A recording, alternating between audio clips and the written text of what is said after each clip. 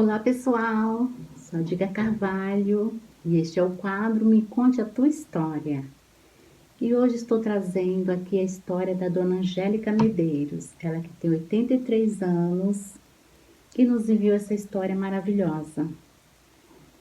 E você que está chegando agora no canal e que ainda não é inscrito, se inscreva para estar me ajudando, deixa seu comentário, deixa seu like. E fica comigo e vamos lá essa história maravilhosa.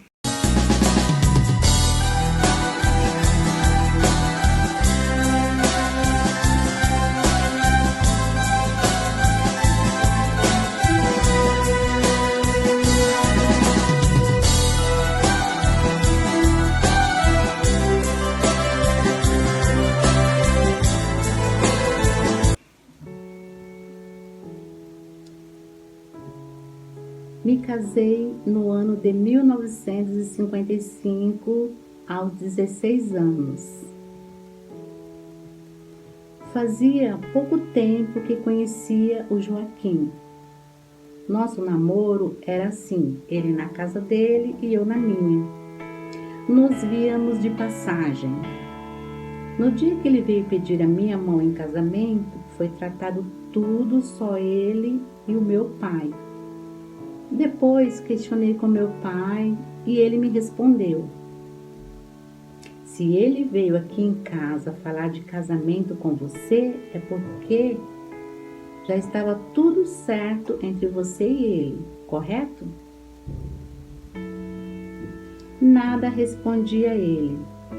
E então comecei a preparar o meu enxoval. Meus pais não tinham uma vida financeira boa. Éramos uma família numerosa e eu era a mais nova de todos.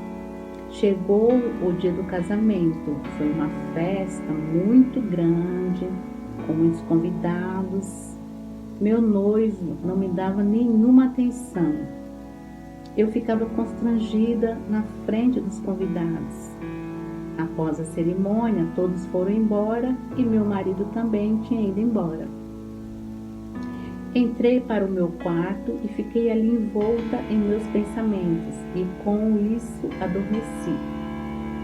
Pela manhã, acordei e nada do Joaquim. Na ocasião, estava ainda na casa dos meus pais. Ficaríamos ali até terminar a construção da nossa casa.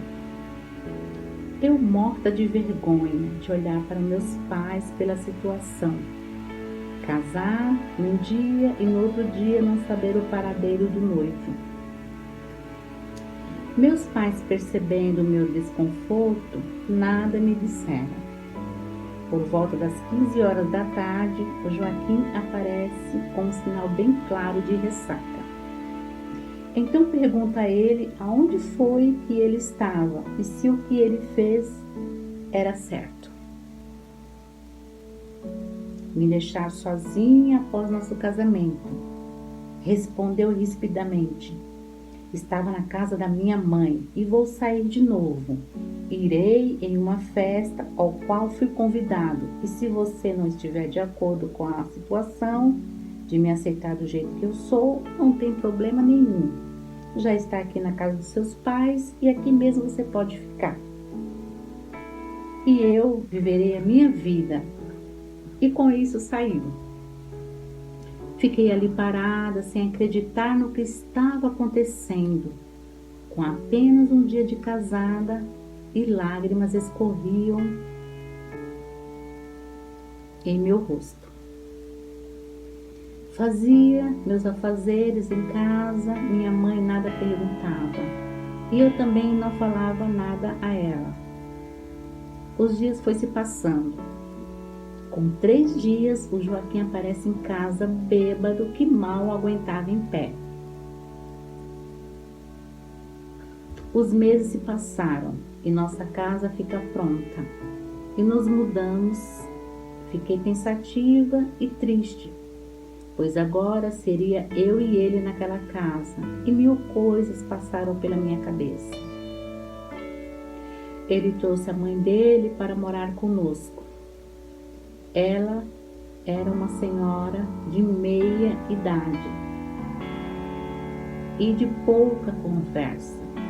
Na verdade, ela só dirigia a palavra ao filho. Ela ignorava.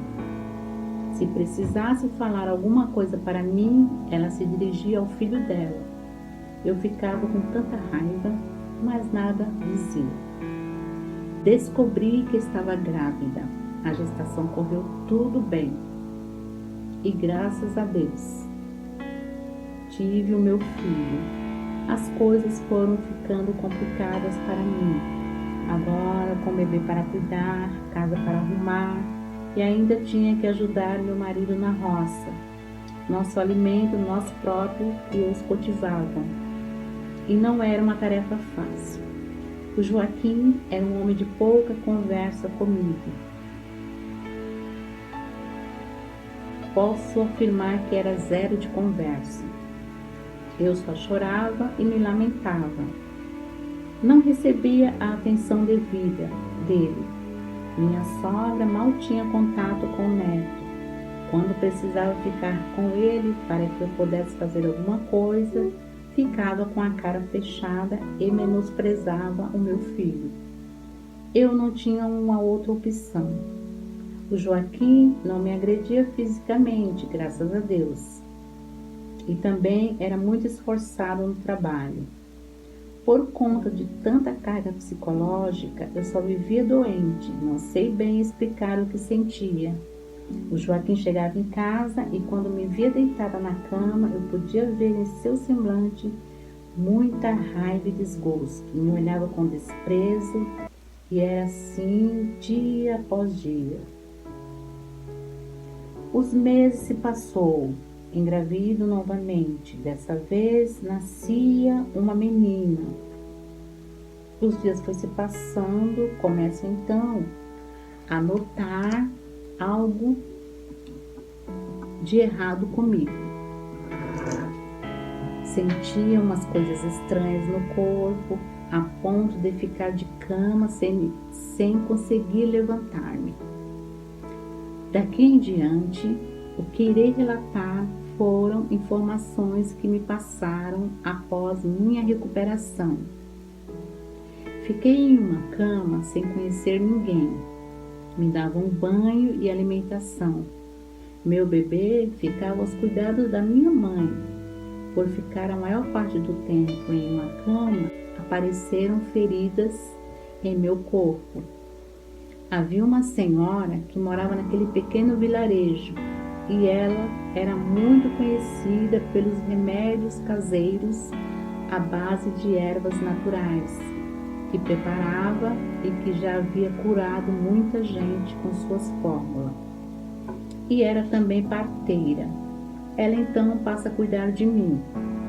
Na minha cidade, era de costume realizar todo ano uma tradicional festa, onde vinham pessoas de todo canto do mundo, e meus familiares não perdiam uma festa dessas.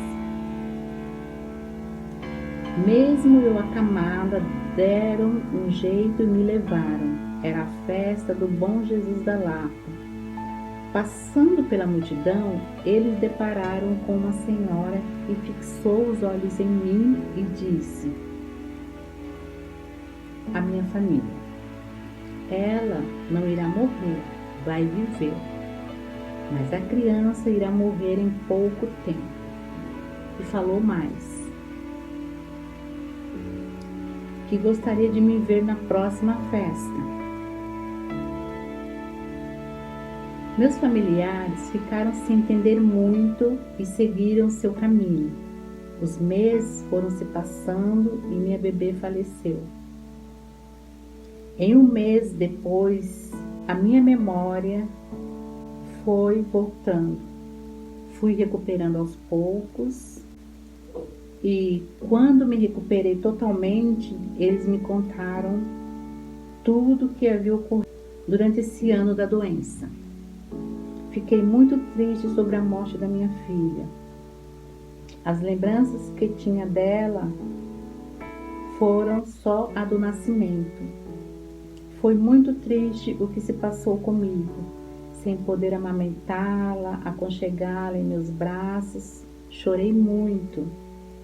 Nesse tempo, eu ainda não conhecia o Deus verdadeiro.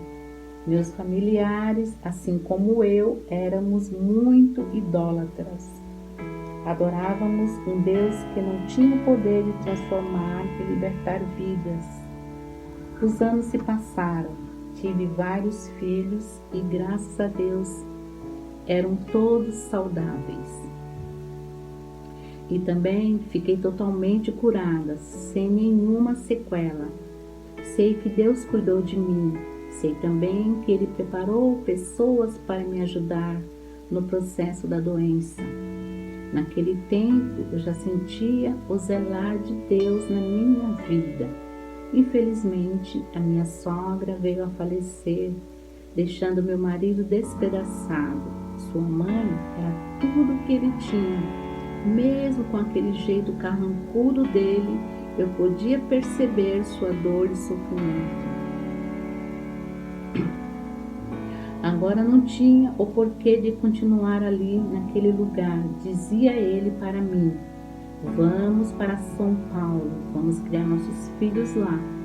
Não quero que acabem os dias aqui nessa terra dura, nesse trabalho árduo que é a roça. Vou começar a pôr à venda alguns objetos e quando tiver uma quantia suficiente de dinheiro, vamos embora. A ideia do meu marido era boa, mas eu pensava nos meus pais e irmãos que deixaria para trás, meus parentes, meus vizinhos, minha história estava ali. Mas eu não podia pensar só nos meus sentimentos. Meu marido estava certo. Não podíamos criar nossos filhos naquela vida sem esperança. Lá em São Paulo, eles teriam mais oportunidades. Chegou o dia da nossa viagem. Toda a vizinhança, parentes, amigos estavam em casa para se despedirem. Só minha mãe veio se despedir. Meu pai não quis vir. Disse a minha mãe que preferia não ver a minha partida, levando seus netos que ele tanto amava. Foi o dia mais triste da minha vida. Todos choravam. Parecia mais um velório do que uma viagem. E assim seguimos rumo a São Paulo. Foi uma viagem muito sofrida. Naquela época, as estradas não eram boas. Levamos 3 dias para chegar, mas graças a Deus chegamos bem. E a partir daquele dia começamos uma nova história. Os anos se passaram.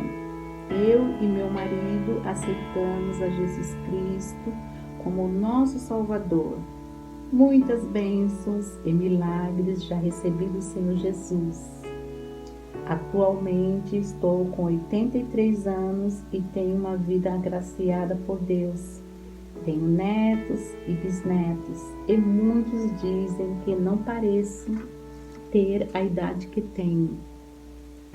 Pareço ter menos, para a honra e glória do Senhor Jesus. Meu esposo faleceu em 2002. Já era um servo fiel a Deus. Graças a Deus. Foi um bom esposo e um bom pai para nossos filhos. Agradeço de coração a vocês que chegou até o final desse meu relato. Angélica Medeiros.